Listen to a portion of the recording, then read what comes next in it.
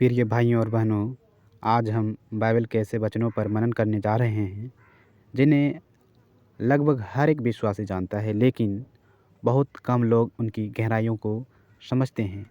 लाखों लोग इस वचन को पढ़ते हैं, प्रार्थना करते हैं, फिर कहते हैं, मैंने तो मांगा फिर भी नहीं मिला, मैंने बहुत प्रार्थना किया फिर भी परमेश्वर ने हमें उत्तर नहीं दिया। क्या प्रभु यीशु मसीह का यह वचन असत्य हो सकता है? कभी नहीं।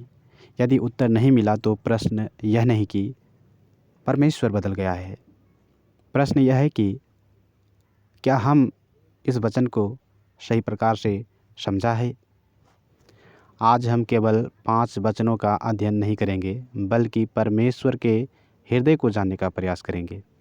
आज का संदेश आपकी प्रार्थना, विश्वास और परमेश्वर के साथ संबंध को नई गहराई देगा। इसलिए अंत तक बने रहिए, क्योंकि अंतिम भाग में हम जानेंगे कि किन किन कारणों से प्रार्थना का उत्तर देर से मिलता है और किन कारणों से नहीं मिलता, और किन परिस्थितियों में परमेश्वर अपेक्षा से बढ़कर उत्तर देता है।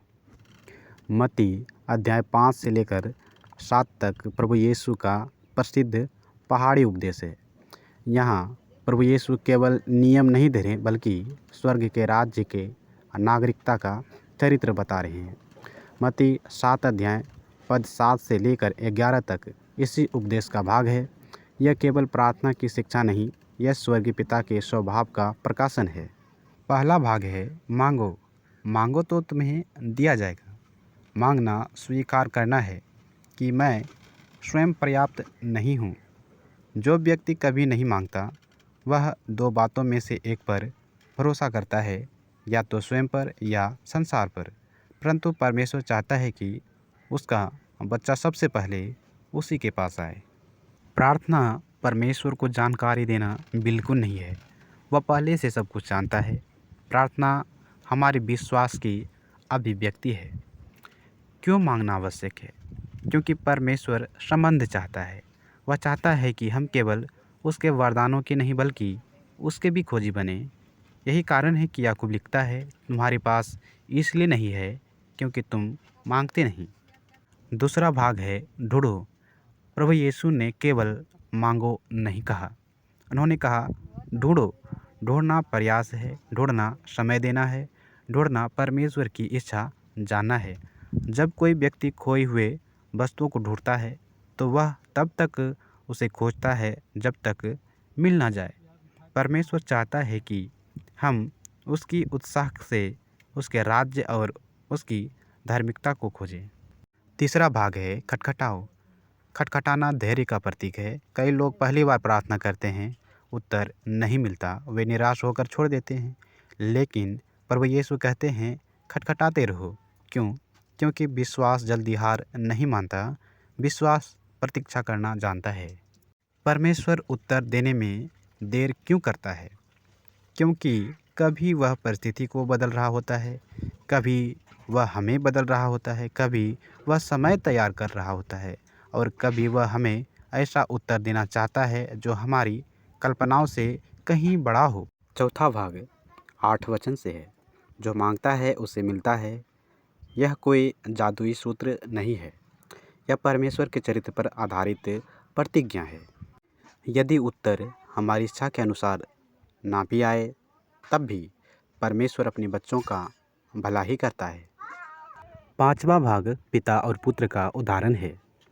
प्रभु यीशु कहते हैं, यदि पुत्र रोटी मांगे तो कौन पिता पत्थर देगा?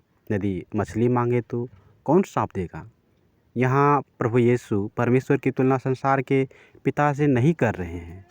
वे यह दिखा रहे हैं कि यदि अपूर्ण मनुष्य अपने बच्चों से प्रेम कर सकते हैं, तो पूर्ण परमेश्वर कितना अधिक प्रेम करेगा।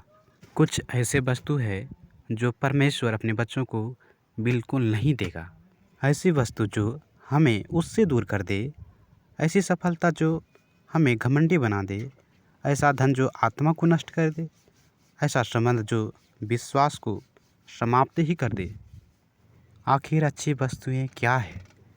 बहुत सारे लोग सोचते हैं अच्छी वस्तु धन है, अच्छी वस्तु नौकरी है, अच्छी वस्तु घर है। लेकिन परमेश्वर की दृष्टि में अच्छी वस्तुएं अलग है। उसकी शांति, उसकी बुद्धि, उसकी पवित्र आत्मा की अगुवाई, उसकी उपस्थिति, उसका वचन, उसकी सामर्थ, उसका उद्धार, ये सारी अच्छी वस्तुएं हैं। बहुत सारे लोग सोचते हैं, क्या परमेश्वर हर एक प्रार्थना सुनता है? हाँ, लेकिन हर प्रार्थना का उत्तर हाँ नहीं होता। कभी उत्तर होता है हाँ, रुको, या नहीं। तीनों उत्तर प्रेम से दिए जाते हैं। कभी कभी कुछ वजह के कारण प्रार्थना का उत्तर रुक सकता है। अविश्वास, स्वार्थ, पाप में बने रहना, क्षमा न करना, परमेश्वर की इच्छा के विरुद्ध मांगना, धैर्य की कमी। बहुत लोगों की प्रार्थना प्रभावशाली भी होती है। जो नम्र है, जो पश्चाताप करते हैं, जो विश्वास रखते हैं, जो परमेश्वर की इच्छा खोजते हैं, जो आज्ञाकारी है। जीवन में लागू इसको कैसे करें? प्रतिदिन प्रार्थना करें, बाइबल पढ़ें, उत्तर मिलने तक विश्वास रखें। हर परिस्थिति में परमेश्वर को धन्यवाद करें। परमेश्वर को पिता के समान समझें, केवल समस्या हल करने वाला नहीं समझें। यदि आज आपको लगता है कि परमेश्वर मौन है, तो याद रखिए, मौन का अर्थ अनुपस्थिति नहीं है। कभी कभी सबसे बड़ा कार्य उसी समय हो रहा होता है जब हमें कुछ दिखाई नहीं देता।